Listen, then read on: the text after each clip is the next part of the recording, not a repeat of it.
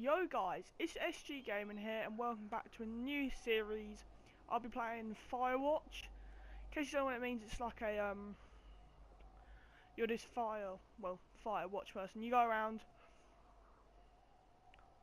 and you sort of do loads of like walking, you find out there's loads of different bits you gotta do, and so yeah, I'm gonna try and see if I can complete it as fast as possible. So Campo Santo presents. I've watched a bit of gameplay for this actually, so I'm quite intrigued at how this shall work out. Boulder, Colorado, 1975.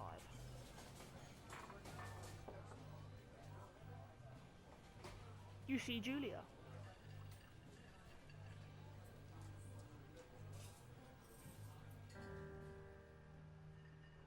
She's about your age, late 20s, laughing with well-dressed professors and grad students from nearby CU Boulder.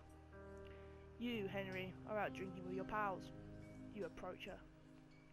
You are so drunk.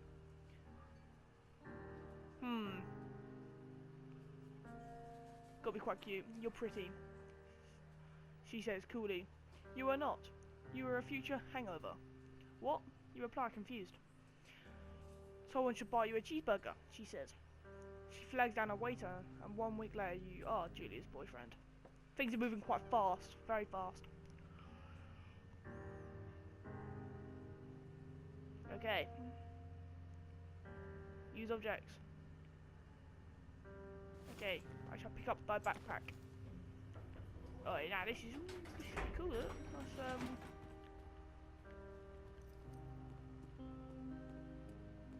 get my truck.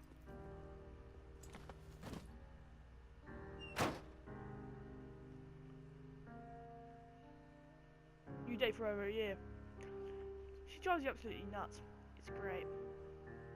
You move in. You share an apartment near the school with a view of the mountains. You two drink beers out on the deck. You drink beer just about anywhere. Life is very good. Julia wants to get a dog.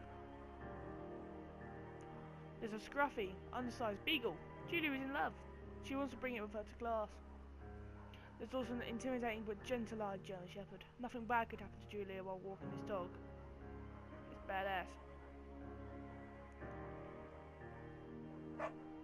You gotta choose a bagel. She loves it. Julia loves him because he's a good dog. And a week later, you've totally forgotten about the other one. You love him too. Who wouldn't? He's a dog. The year was 1979. You talk out on the deck. It's summer, 1930. No, sorry, 9:30 p.m. and the heat still radiates off the high desert.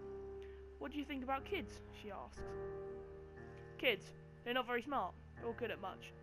I'm saying if you and I have a couple of little idiots, that'd be pretty good. In that case, we should probably get married. Yeah, I would like that, you say. These kids are going to be screwed up enough. It's probably for the best that their parents are hitched. You say she's probably absolutely right. As you can see, I'm in a forest. Okay, do I need to get my backpack? No, we're cool. Take it, we're going to follow this. So I shall follow. I have a compass. Okay, now it's gone dark. It's a Thursday night, and Julia's 4 hours late. She isn't cool. You're worried and getting angry by the minute.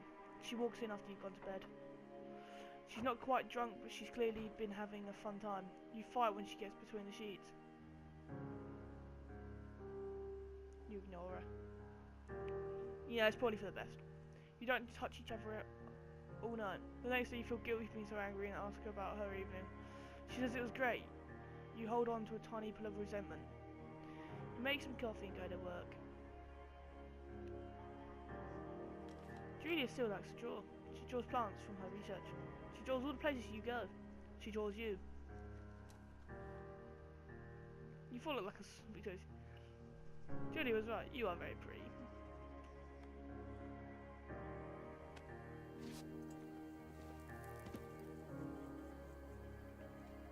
Yeah, the name's Henry, and I'm on a stroll.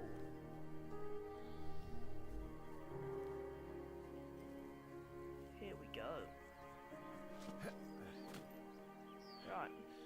Oh, the sun's very bright today. Today's going to be a good day. During the summers, you and Julie enjoy walking buckets at night. There's a festival in town. Brings in folks from faraway places. One of them tries to mug you with a knife. Bucket gets kicked. Did a dog. Julie yells. She gets flustered and has trouble speaking when she's stressed. Bit gonna face it.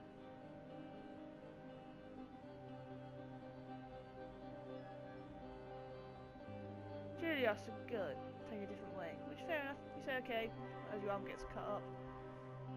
You don't want to go that way either. From then on, you walk by the river.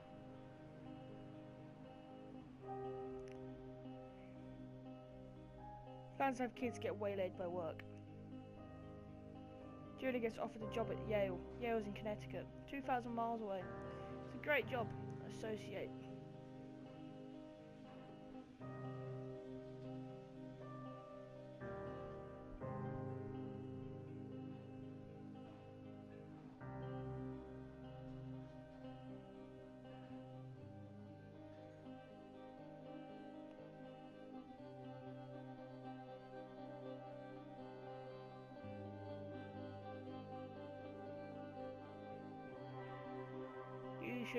You say that maybe you guys should talk to someone about it.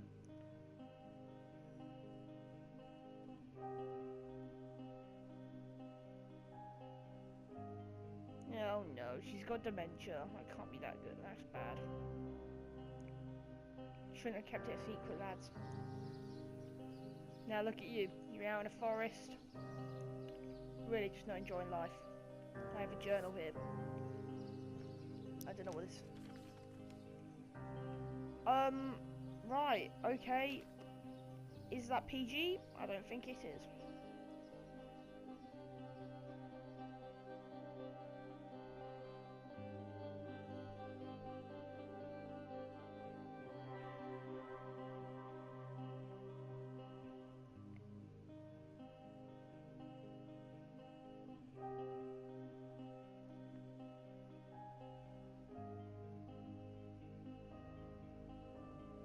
Sometimes you get the Julia who calls you a dope, and your unborn children little idiots. Other days you get a stranger. She pulls you into bed to make love. After 5 minutes, she goes into panic believing her dad is at the door. You tell her family. They are crushed and begin to make trips to and from their home, in Australia, to visit her. For a while, your friends come by, with little things to brighten the day. She gets worse.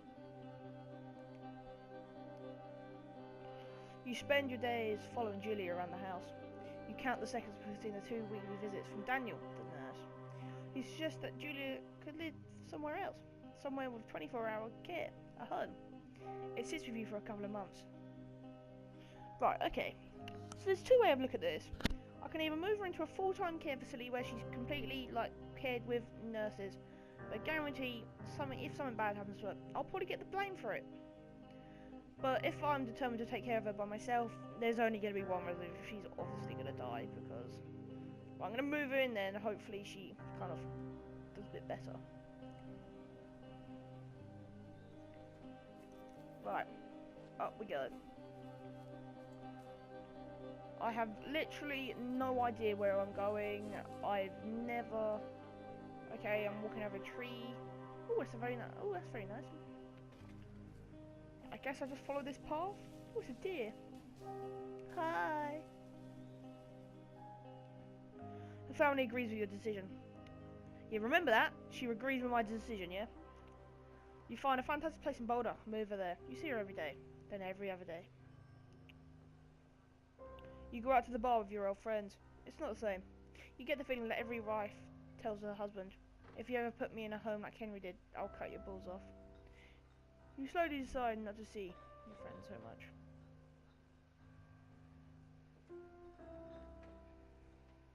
I was doing what was right for my wife.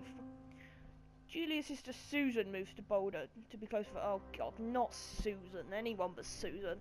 She visits her every day. You go with her some of the time. Susan buys you an old typewriter and urges you to use it if you won't see a therapist. You won't. You've always really liked Susan. Oh god, oh no, there's not going to be enough face. Hang on, here is there. Months go by.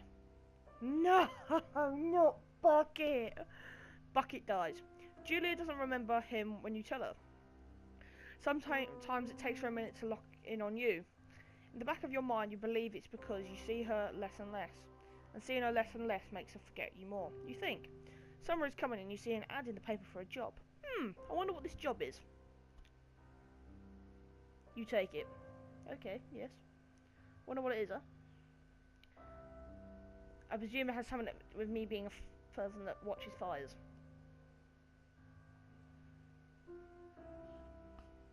Right. It is loading.